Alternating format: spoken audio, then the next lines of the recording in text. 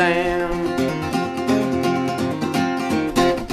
My daddy shoveled coal from a West Virginia mine. He served in the Second War and he ran a little shine. He taught me how to shoot, how to live off the land. I'm proud to be a Pennsylvania mountain man. How you doing? I'm back. We're in basically the master bedroom here at the Hobos. It was my dad's room. He passed away. My cousin George, it became his room. It was empty for a while. Nobody really wanted to do it because it belonged to Dad.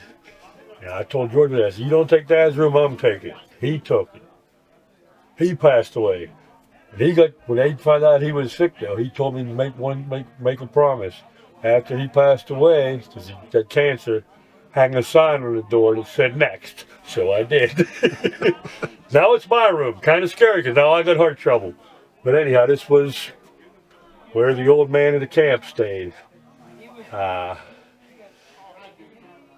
lot of things about this room are kind of unique. I mean, it's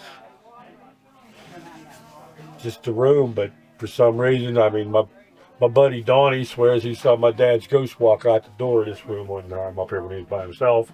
He won't even stay up here by himself unless the door is closed.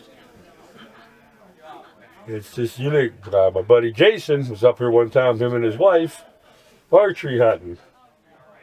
And he got up and it was raining, so he'd crawl back in bed, and he swears he heard my dad say, "Get out of bed, you C-word, you ain't going to kill him laying in here." And that is something my dad would have said. My dad was a firm believer. You come to camp to hunt, you go hunting, rain, shine, 20 below zeros. He hunted hard. He was a hard hunter. Killed 27 bucks in his lifetime in PA. Out of them 27, maybe 4 on the first day of buck season. Most of he got still hunt. He loved to still hunt. He kept a log up here. My dad always wanted to shoot a buck on every day of the season. He made all 7 days, or all 6 days of the first week. Only got 4 the second week then before he died. But the first week, shooting a buck on Friday was his thing. He hunted. He'd go out Friday morning. He'd be out at his camp at 4:30 in the morning so he'd get back where he wanted to be and sit. And when it got light, he would just take his time, and you wouldn't see him again until it was 7:30 at night.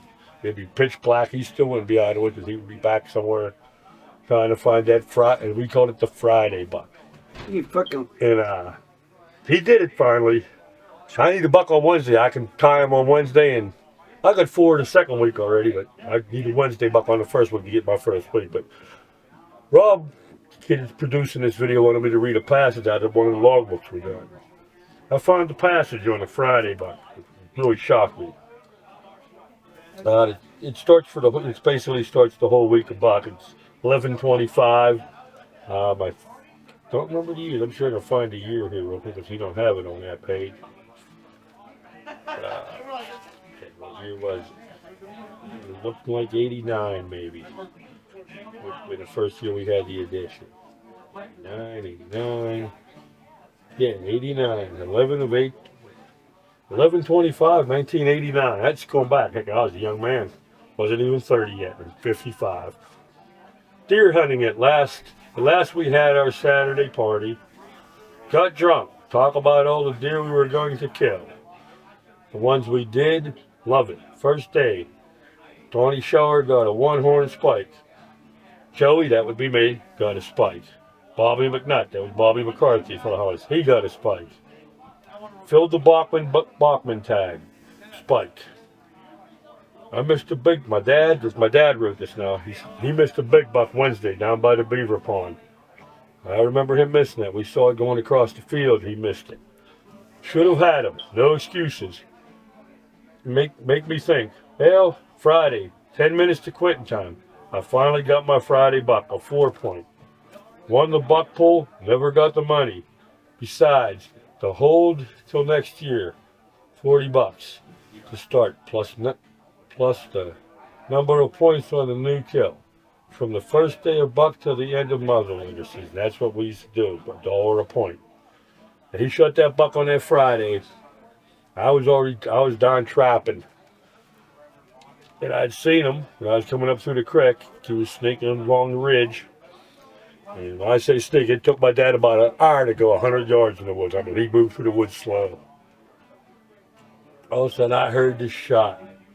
He must have seen me. I didn't know if he did or not. He yelled out, "Hey, Moose!" He said, "I got him." And that was the 24th buck early. Number 24, and it's Friday, not the first week. So it was getting dark. So I come back to the camp, got Bobby. We got Bobby's truck, bought it with Jim Beam. Drove down the road, 3-minute drive. Me, George, Bobby, and picked my dad up through the buck in the truck. Time we got back here, the four of us finished the bottle of Jim Beam. Dad was pumped. It was really unique. Well, when Dad died, we kind of took over this room. And we were doing a little remodel. A piece of paneling had popped off the wall, and I got it so I could still remove it and look at it once in a while now and then. And he had written something on it. Which, my dad wasn't real sentimental. But he wrote something in here. Can you remove that camera, Bob? On the wall inside here. Sorry, Bob, Rob. I don't know if you might need your light. Built in July 25, 1990. I can't tell the number 8. It says, I love my wife and sons. That was after a piece of paneling had popped off when the camp shifted in the winter. We found that. And my dad was not a sentimental man that we knew of anyhow. He's a pretty tough old bugger.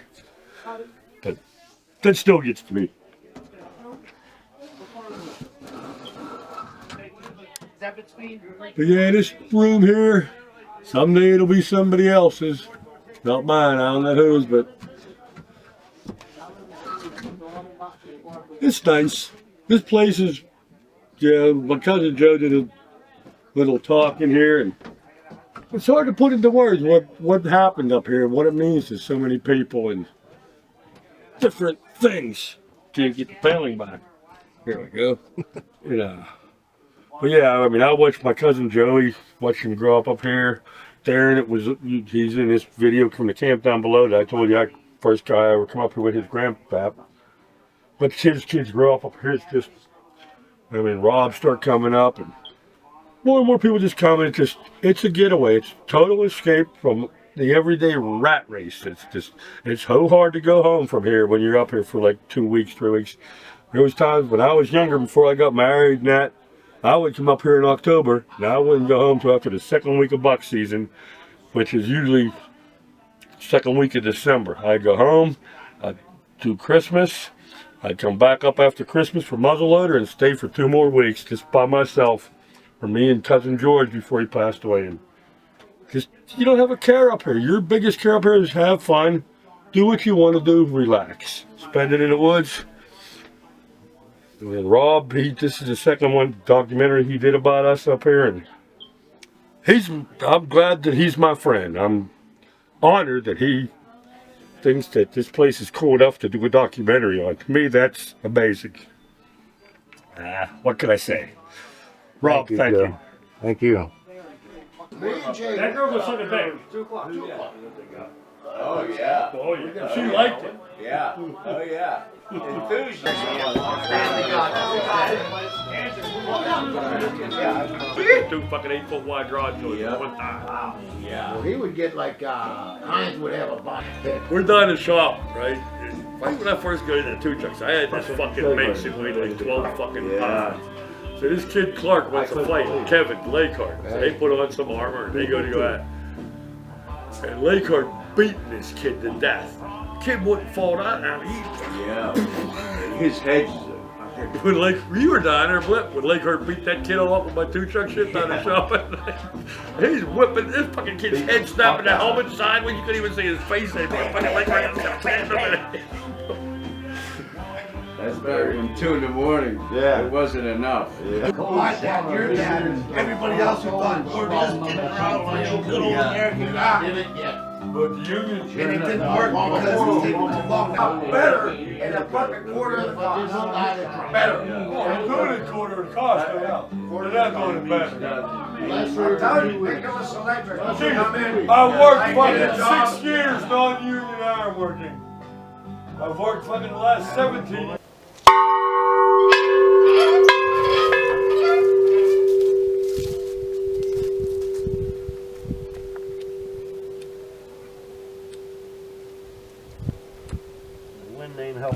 Disgusting. Couple ice cubes in it. I guess everyone likes different things. Well, he did it because of his heart, right? Yeah. Except overly twice a year. And he said it didn't matter that he was after Texasville. After Texasville. That's what made Marty Robbins so good, was that? Oh, yeah. Yeah. Didn't worry men that tried before were dead. 20 men had tried to take him, 20 men had made us. That's the one. Wait a minute. The electricians have more people than any local in fucking Pittsburgh. They got this cracker was we're So taking. many people, they have to charge more. No, Even shut though up. they're assholes and they can't do a good No, job. no, it has nothing to do with the price. Shut the fuck up and listen for once. Well, price is what I do. If you don't let it go back to West Virginia, hillbilly.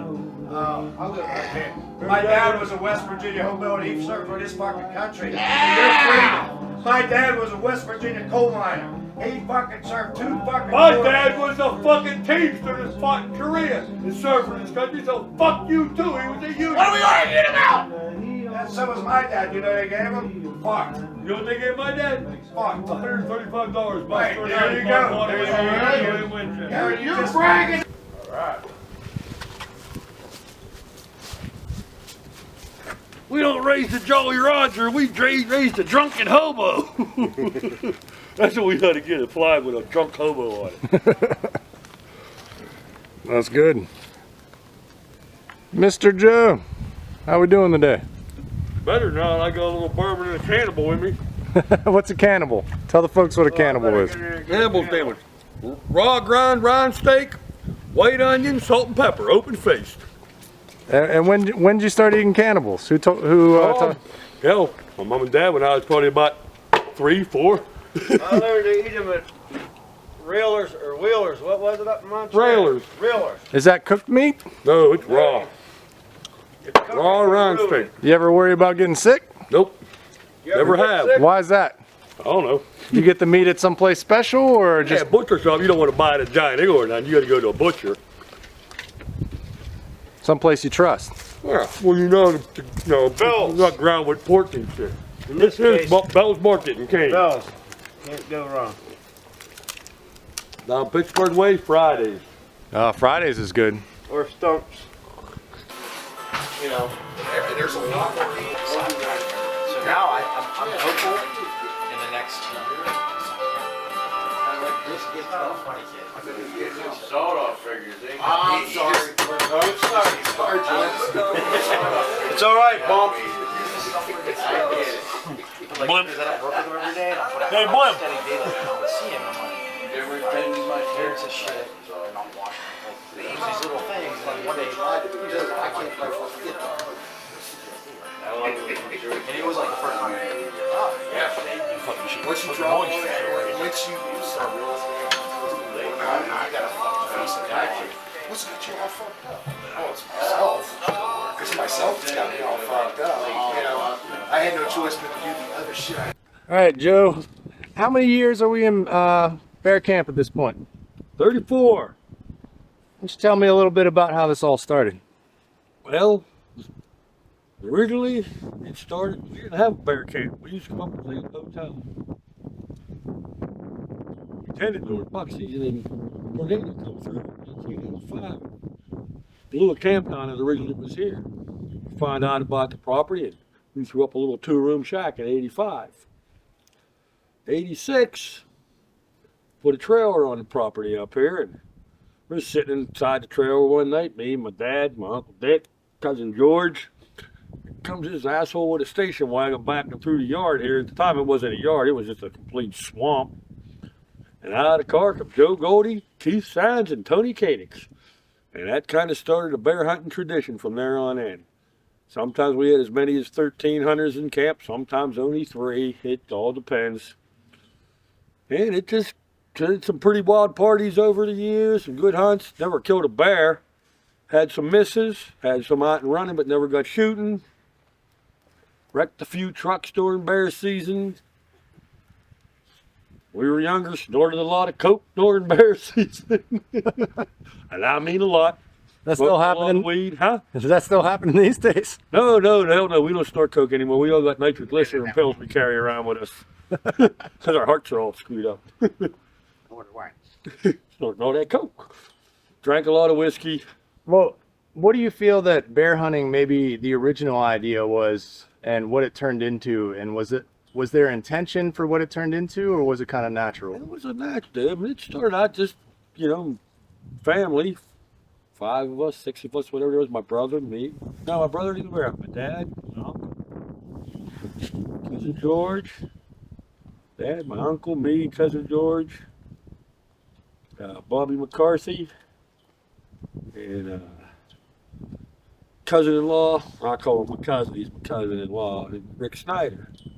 It was just, we'd come up, doing a bear pull at the camp down the road to Fox Dinner. Jack, he's the old man down there now, but his dad's actually the one that brought us up here the first time hunting in this area.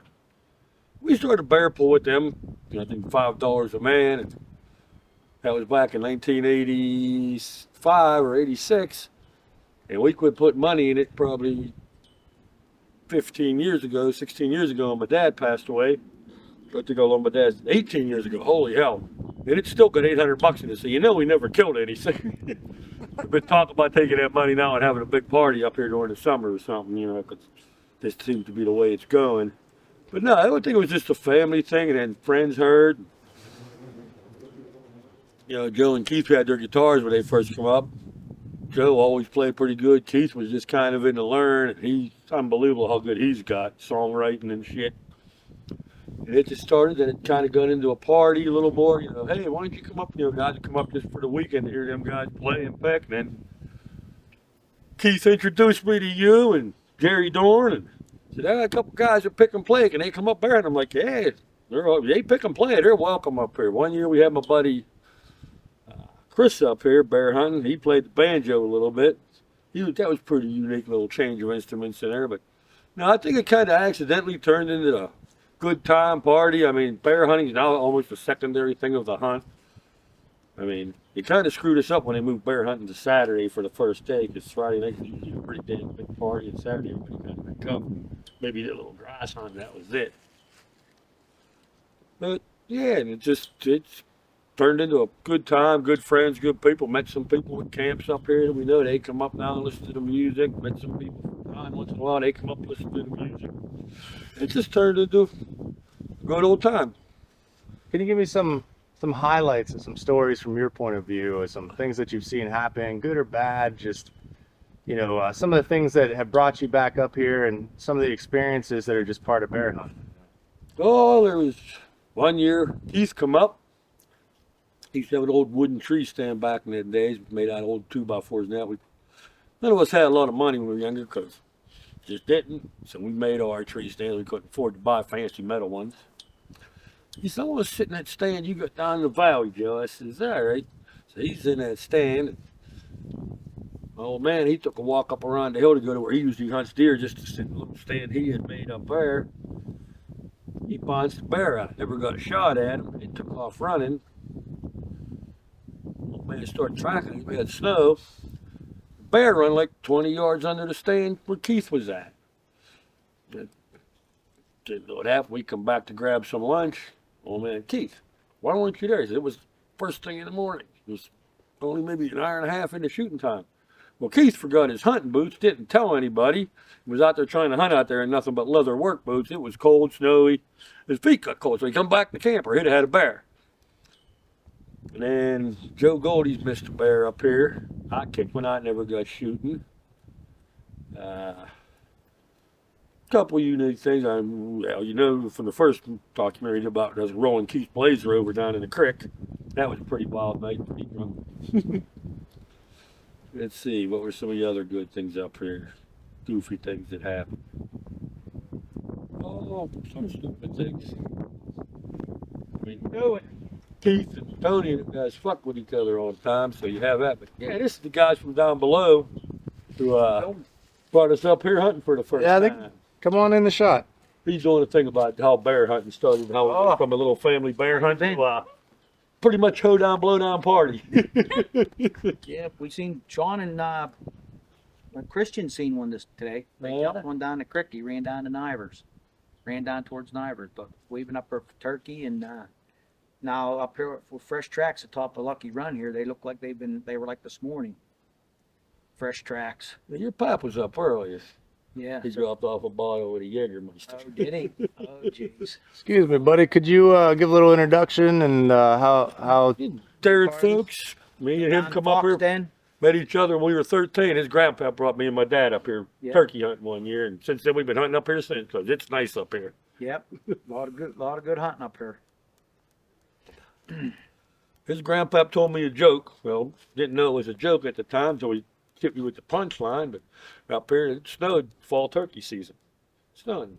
Grandpa Bill says, "Hey Joe," he said, "you got to get your white boots on tomorrow." I'm like, "White boots, Bill?" He said, "Yeah." He says, "You don't want to be leaving tracks out there, and the deer that'll know where you're at." For some reason, I thought that was funny as hell as a 12-year-old kid or whatever it was. But yeah, it's been very unique. So, can you just talk a little bit? I'm gonna get a little read on our. Yeah, what should I talk about? I mean, you're just trying to get signed right? Yeah. All right. I think we're good. We got this mic. This is the microphone up here. Okay. Feel like we're far enough so we don't have to use a lapel Looks like mic. one of my cat's toys. Right? Yeah. Well, I brought this up in case there was wind and we were going to be outside. Oh, that muffled the wind. Yeah. Man, a little fucking cold out there this year. So I thought about one of the first things that we'd like to talk about is like, let's just talk about the history of camp. So like, how did camp begin? And what was like your first experience with camp? Well, camp started, the whole thing started back in 1975. We started in a tent over in a place called Lucky Run. My dad, my cousin George, and my dad's best friend Fritz. Me, my brother, and Fritz's 2 kids. And we didn't really have a name for the camp yet. We changed it every year, just on the roster, the hunting roster. Nah. We hunted there until 1984. 84 was our last year there. Tornado came through in the summer of 85. White Lucky Run, the whole valley, gone. Had nowhere to go. There used to be a camp on the site where we're at now that got blown down in a tornado. Find out about the lease, start leasing the property. First camp was actually made out of 4 crates, plywood printing press crates. It was just somewhere to sleep in. Had a sleeping area and a kitchen area, that was it. Actually, 2 of the crates are still out there. They're actually the shed out there. The other 2 we burned up. Brought the trailer up here in 1986, which is when I'm doing part of the trailer. Put the addition on. I believe we started the addition in 88. Don't hold me to that, but I'm pretty sure that's when it started. But yeah, it was kind of my dream of my dad's, and me and my cousin George, George and my dad are both passed. It was just kind of our thing to get a camp, and we came up here, put the trailer here, put a big addition on, did a lot of shit to get to where it was. And it was in really good shape right now. It's kind of in the process of being remodeled. We had a lot of water damage a couple of years ago. And we did this room. The wood here is all wooden crates out of my old bedroom from my mother's house. When she sold her house, they were going to demo it to build new houses in her property. I tore all the old wood out of my bedroom and redid this room. And that's why it's kind of half done the floor, because I want to put a permanent bed in here, and I don't want to build a bed and then have to try to get it out of here until I get a floor in here. But again, when we first started, it was me, my dad, my cousin George, my brother Ronnie, a fellow named Bobby McCarthy. He joined us in the tent probably back in like 1980. Came up with a friend of my dad's. My dad's friend never came back up. He didn't like hunting. He tried it. Bobby loved it. He came up every year. He's passed. Mostly all the good guys, the older guys from camp. No, not mostly. They are. They're all passed. I mean, it was my dad, his brother Dickie, my cousin George, my cousin Rick, and Bobby. All 5 of them guys, they're gone. I mean, I'm kind of the old man in camp right now, which, it ain't a bad thing, I guess. But yeah, and, basically just deer hunting. The intent, we used to bear hunt out of a hotel because we weren't putting the tent up for more than one day. Bear season was only one day when they brought it back in '79. And then put the camp up. It became basically a hunting camp, a bear camp. My dad loved it up here. I mean, he was up here after he retired.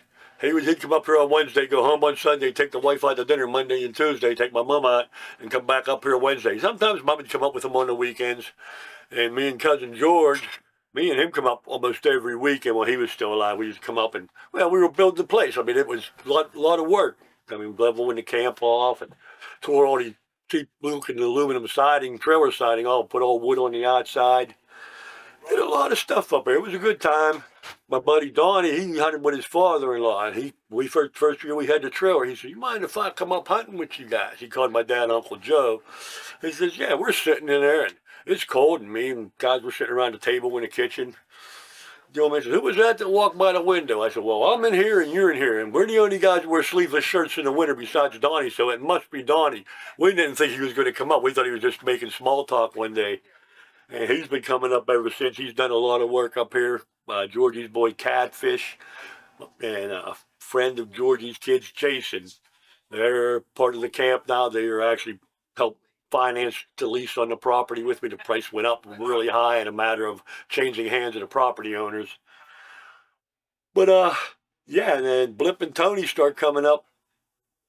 Let's see, the trailer was 86 or 87. Whenever we brought the trailer, cousin Tony and Blip come up bear hunting. And that's kind of when the bear hunting tradition started, which is what it is right now. And so that's been going on, 80-some, 30-some years now, I guess. I don't even really know. I can't do math that good in my head.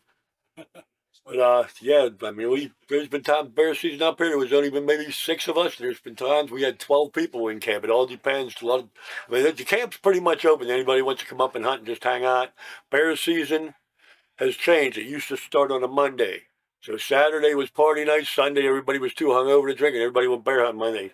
Now they got it starting on Saturday. Most people can't get off, so Friday people come up, and a couple of us go hunting, and most of the other guys come up Saturday morning. We party, and nobody hunts it. There's a lot of hunt on Sundays now, and very few people hunt on Sundays. But it's been a really good time. When did you start coming up, Rob? Do you remember? 2012? 2012. Yeah, my buddy Keith, he plays guitar, Blip. He's like, "I got this young kid, Rob, plays guitar stuff, wants to come up." I was like, "I don't care. Come on up." And so we had Rob, Blip, just a couple guitar players. Got a new guy in camp this year, Mickey, friend of Rob and Blip's. Hell of a musician, singer. He's up, so tonight will be party night. I'm pretty sure, anyhow. But yeah, and like I said, this is all being remodeled in here with all old crate wood. I mean, I put this crate wood in my bedroom over Mom and Dad's when I was 16 years old. I mean, long before anybody was doing anything with pallet wood. It was wood we had. It looked better than paneling. So when you started this, did you ever have an idea of how long this would go on? Did you think it was going to be something that was temporary, or did you know that it would just be something that you would keep doing? Yeah, it was that was the idea, just to keep it alive. You know, my dad, he died of cancer when last 6 months of his life. He grabbed me one time. He says, "All I ask," he called me Moose. He says, "Moose," he says, "take care of your mother, take care of my camp, and take care of my German Shepherd." He said, not necessarily in that order, but and that's all the Shepherd got. We had to put him down. He got the hip dysplasia. Mom, she's still around. She's immobile. She's in assisted living, but yeah, no, it's something we just wanted to keep alive. And I mean, I tried to buy the property off the people. They don't want to sell it. So we leased 274 acres, I believe, is what we lease up here. And we could put posted signs up and just make it our own hunting thing, but there ain't no sense getting the people to live up here mad that have been hunting this property for all these years. If they get mad, they'll burn this place to the ground. I mean, some people are just ignorant that way. But, yeah, it was kind of a thing that was, to keep going on, a family tradition. I mean, when I first started hunting, I was 12 in 1972. We hunted out of my uncle's place in Leeper. We hunted there till I was 15. And we came up here, a friend of ours got a camp down the road, the Fuchs. They got a place called the Fox Den. good kid. Me and him known each other since we were 12. 12 years, I was 12 years old. We come up, or 13, come up fall turkey season. Or 12. No, 13, come up following year, fall turkey hunting. My dad's foreman was Darren's grandpa, Darren Fuchs's grandpa, Bill. And we came up fall turkey hunting. One day we saw 14 bucks. And the old man said, that's it. We ain't hunting in Leaper no more. I don't care if we got to hunt out of a tent. We're hunting up in Kane. And here we are. How many years later? 50 years later. Still here. So has music always been part of this tradition, or did it come later? Music started when we hunted in a tent. My dad's buddy Fritz kind of strummed the guitar a little. I mean, nowhere near. He just strummed, would sit around the fire, he'd sing a few songs. That was it. You just kind of entertainment, because it was in a tent. You didn't have like radio, TV, nothing. You had a tent. And that was deer season, and Fritz quit kind of coming around when my dad passed, because I've invited him up here a million times. He just says it won't be the same without Cousin Joe, but I appreciate it. It's open to you anytime you want to come up, buddy. But music started bear season. The first year, Tony, Blip, and Kid Joe Goldie come up. And Joe and Blip both played guitars. And we didn't even have furniture in here. We called them foot lockers. They were about 18 inches high by about 3 foot long by about 15 inches deep. And we were sitting on them they'd play the guitars, and that's when the music started, bear season. It became Friday night, the younger guys would come up. My dad would always come up on Saturday morning, and Saturday was party. Sunday, everybody, a couple of beers might have went down, but Monday was time to go hunting. I mean, and we hunted bear really hard for a lot of years and never had any success. And the hunting's kind of waned off in bear season, well, partly because they changed it. It starts on the weekend, and the party was actually more of a tradition, the camaraderie, than actually the hunting. It was more the camaraderie. I mean, family and friends, and it was just a good time. And it's still a good time. I mean, last year was a very slow year, just me and my buddy Donnie. Everybody has other commitments. Now we're all getting older, grandkids and the works. But this year we got pretty much the original crowd back up here. We got a new guy, Mickey. Joe don't come up anymore. But Blip's here, Cousin Tom, Donnie, Jason. Now, Catfish is the only other one missing. And he's got other commitments. He got kids and a job, and he can't take off for buck season and bear season both, and he'd rather hunt bucks. And I understand that. I've been pretty lucky with my jobs to be able to get up here and do a lot. It's been a lot of time when I was young and single. I used to come up here bear season, and I wouldn't go home until after 3 weeks. I'd stay up here for all 3 weeks. I'd do Thanksgiving up here by myself. Dad and them would come up bear season, the buck season. And I think Dad was already passed when I started that. And now I go home every once in a while now. But I love it up here. It's peaceful. You get a peace of mind. There's no rat race. I slept till 8:30 this morning. I haven't slept that late in the morning in 20 years. I mean, it was just so comfortable and quiet. I mean, even on this old cot, it was comfortable. It's just, I don't know. I'm at ease up here. I love sitting in the woods and just, there's nothing, your mind's completely clear. All you're doing is kind of looking around for the game you want to shoot and watch another game. I mean, just, shooting the bear would be great. Shooting the deer is great. It's always like the icing on the cake. But sitting in the woods and just watching the goofy squirrels and the woodpeckers and stuff, what they do, the grouse. I mean, I've had birds land on my tree stand. I mean, right beside me. It's just, one time I was up here turkey hunting. I'm sitting there back of a tree and let out a couple calls. It was spring season. All of a sudden I hear this rustling behind me. And I turn, and a skunk walked past me, no more than 3 foot. I'm like, oh man, just don't get scared, Mr. Skunk. Please don't get scared and spray me. I mean, it's being in the woods is just something phenomenal. I don't know. To me it is. It's something I can't get anywhere else. I mean, it's a whole different kind of high. It's like just a very mellow, peaceful feeling to me. I like it. The last couple of years, my health ain't been real good, so it's a little bit harder for me to move around in the woods, but I still give it a shot.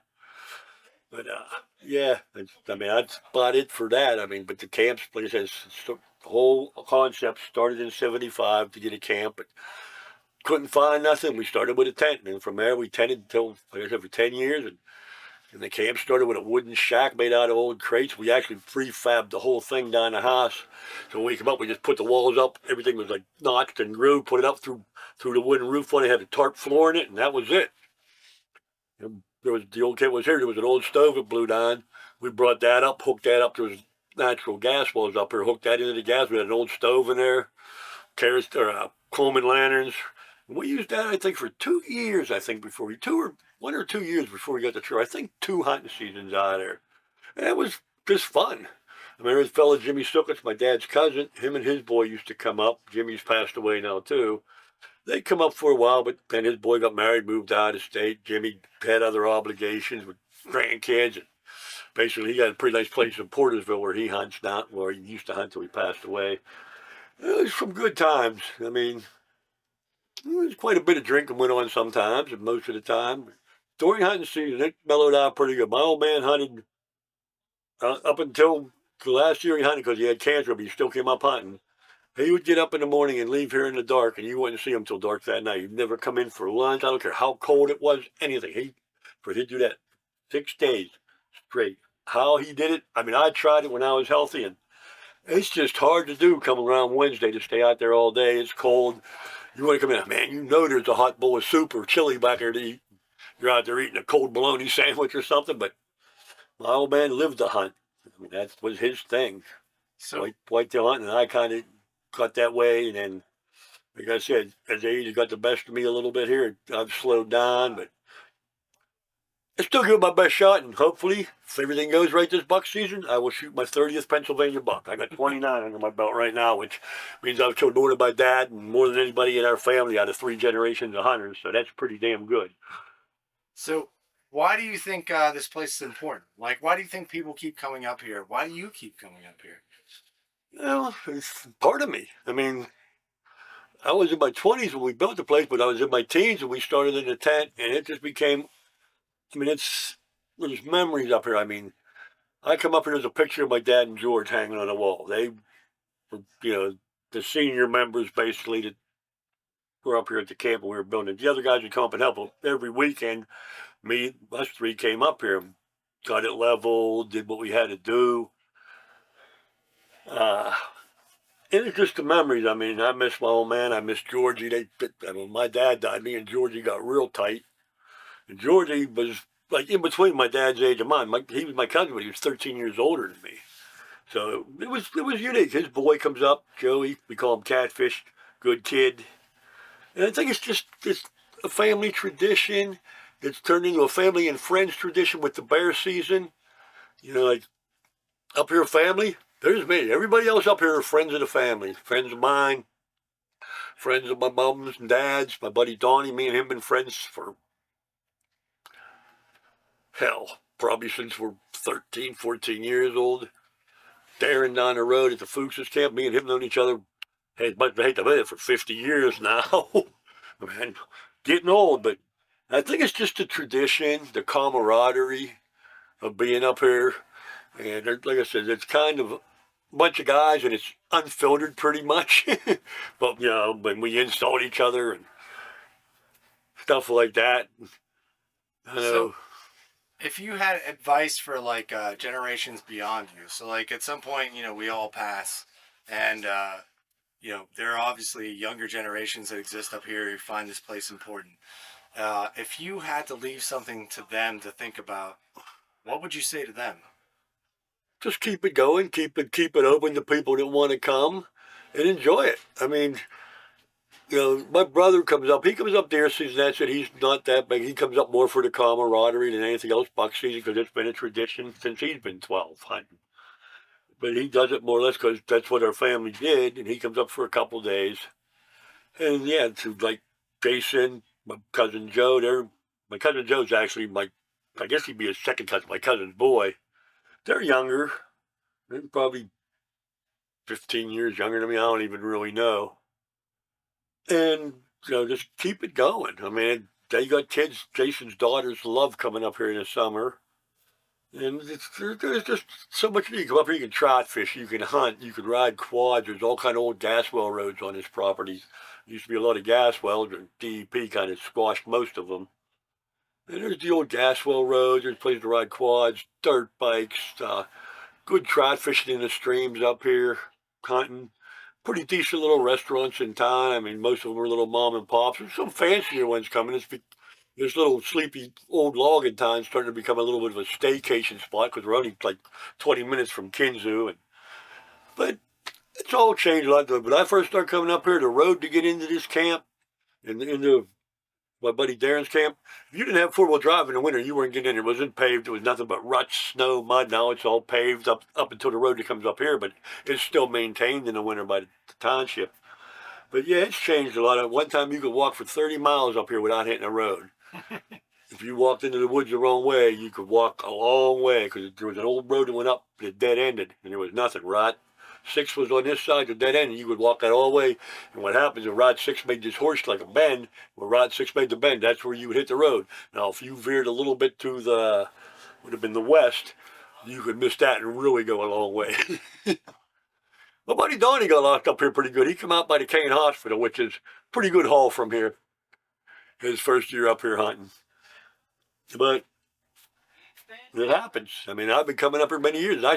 I'll get twisted up sometimes back in the woods. It's just, especially if like after a bad storm, we've had a couple microbursts up here. It changes the landscape a little with the trees, and it's just fun, man. I mean,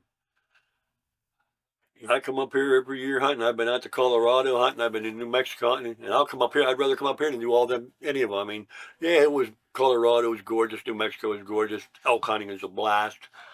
I mean, it's just so much of a different game than whitetail. Well, whitetail, you kind of sit and wait for stuff to happen. Where elk hunting, you're out there calling, trying to get them to come in. And elk hunting's way more harder. I don't even know if I could do it anymore. I doubt it. But so does this place feel like home? Yeah. Oh, yeah. Mine and my wife's plan was when I retired to live up here. But then grandson came along. My stepson, he died, so we kind of semi-raised the grandson with the other grandmother. And it's just other priorities, obligations kind of took us away as a place to retire. And so it's basically just the guys. I mean, my wife comes up sometimes in the summer. My grandson been hounding me to come back up. I've had him up here a couple of times. He always wants to come up here. I don't know why. There's not a lot for kids to do other than do what I do when I was a kid. Go fishing, walk around in the woods, look for deer antlers. At nighttime, there is no TV. We got DVDs, videos out there you can watch.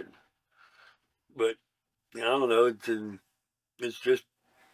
I guess it's in my blood, whatever you want to say. It's just this place has become part of me. It's become part of a lot of us. Donnie, all his kids have been up here, his grandkids. I mean, Donnie and his whole family used to come up here on vacation. This is where they vacation. They'd ride up to Niagara Falls, which is about a 2-hour drive, or do whatever they wanted to do. It's just become kind of a family, friends. It's a place where everybody's welcome. I mean, that's basically it. I mean, the rules are, you break it, replace it. And that's pretty much the only rules that are up here. So and no loaded guns in camp. That's the other rule. I feel like that's a good rule. Is there anything I haven't asked or anything that you want to talk about that we haven't graced upon? I mean, what's the stuff that you want to share? Outside of these questions, like what do you? I feel like you talked a lot about what you feel about this place, the history of the place. I think some pretty crazy moments up here, memorable moments. I mean, we rode Keith Blazer over one year up here. That was probably one of the most craziest moments. Just different things. I mean, the year my dad died, we come up here the following bear season. And we come out of the woods Monday night, and it was gorgeous. It was probably in the 60s, which is unheard of up here in November. It happens, but not too often. All the stars were at. Keith and Joe are like, you know what? The hunky ordered this night. I said, what do you mean he ordered it? He says, yep, the weather forecast for the night is drunk. And we sat out by the fire, and them guys played guitars till about 2 in the morning. We had a great time. Nobody went hunting that morning. We went out in the afternoon, but the morning we all just kind of licked our wounds. But yeah, there's been a lot of good times. You coming up here the first time, your buddy Jerry, God bless his soul. And it was just a good time. I mean, it was I mean, if you come up here and you don't feel at home, there's something wrong. I mean, because yeah, you might get insulted. Like my cousin Tony out there, he likes to screw with everybody, man. I mean, he's good at it too. I mean, there's time we were up here one year, bear season. It got really nice, and so the last day, Wednesday was the last day. We all stayed in camp. We were doing chicken wings for lunch out there, peanut oil, frying up chicken wings and that. It was Tuesday. Tony and Blip were going home. Wednesday, me and Joe get up to go bear hunting. Them son of a bitches took all the chicken wing bones and stuck them in our hunting boots. We put our boots on, they were full of chicken wing bones. It might have been a good thing, if it didn't work, but the bears might have smelled that chicken and come running. Who knew? But yeah, there's just lots of different things, man. Well, I appreciate you taking this time to talk about. I mean, biggest thing that makes this camp are the people that come to this camp. I mean, it's just, they're all good people, and we get here, we just have fun, man. I mean, you've been coming here, what, 10 years now? Yeah. And you gotta admit, it's a fun place, right? Ah, it's an amazing place. Can can you say your name and how long you've been coming up here, and just maybe an introduction, like my pops built this place, some sort of thing like that for the introduction. Joe Hosek Jr. Say my name. My name? Yeah. My name? We'll start that 3, 2, 1. My name's Joe Hosek Jr. My this was his dream to have a hunting camp. It started with a tent back in 1975. It became a shack of a camp in 1985. Then it became kind of the camp you see today in like 86 and 87, a couple years worth of work. And stuff just time consuming to get it right. I mean, it was an old trailer. It's now got a big giant addition on it. Yeah, I mean, you can't really tell it's a trailer anymore. But it was his dream. His name was Joe Hosek Sr. My cousin Georgie Cedar, he was part of the whole thing from the get-go in the tent. And my little brother Ronnie, that was just something we did. I mean, the day we pulled the trailer over here, and we pulled it over here, oversized load, no permits or nothing. It was kind of unique.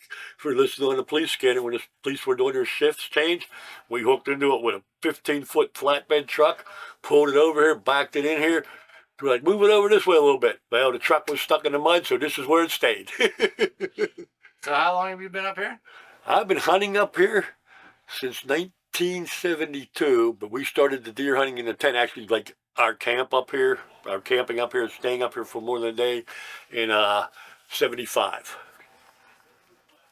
And then the camp itself was started in, we got out of the tent in 85 with, like I said, 4 crates thrown together in a camp. We basically 2 rooms, a kitchen area and a bunk room. It had, I think, 1, 2, would sleep 8 people, had 4 bunks in it. So we have 2 minutes for this. Quickly tell me in a minute, what is the thing, what happened? How did you get this room? This room? This was my dad's room. This was the master bedroom. It was my dad's room. When he passed, my cousin George took it, the senior guy in camp's room. When George passed, I took it. Well, when my dad passed, it stayed vacant for a year. And I said to my cousin, I said, if you ain't going to take the old man's room, I said, I'm going to take it. He says, nope. He says, I think I'm going to take it. Because me and George shared a bunk back in the back, two beds in a bedroom, and there's a bunk room with 5 beds. There are 2 bunk beds and a regular bed. He says, I'm taking it. And he took it, and when he passed, I just moved my stuff in here as the oldest man in camp. I mean, so it kind of just fell my way. Who do you think is next? What, to go? No, who's next to take the room? Oh, that would be somewhere. Is my brother, either my brother, if he still keeps coming up. If not, it'll be between Jason, Donnie, and Catfish. I look for probably Jason to take it. And Jason's a hard hunter, and this room kind of gets you away from the noise and that out there. But I mean, it's up to them guys. I mean, my brother would be the senior member in camp if I pass. But I don't plan on going anywhere for a while yet, so tough luck, guys. Are you going to haunt this place when you go?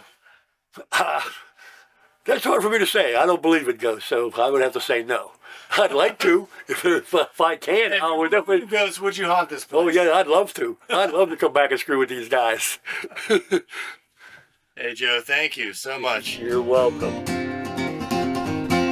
I can shoot a gun, I can work with my hands, and I'm proud to be a Pennsylvania mountain man.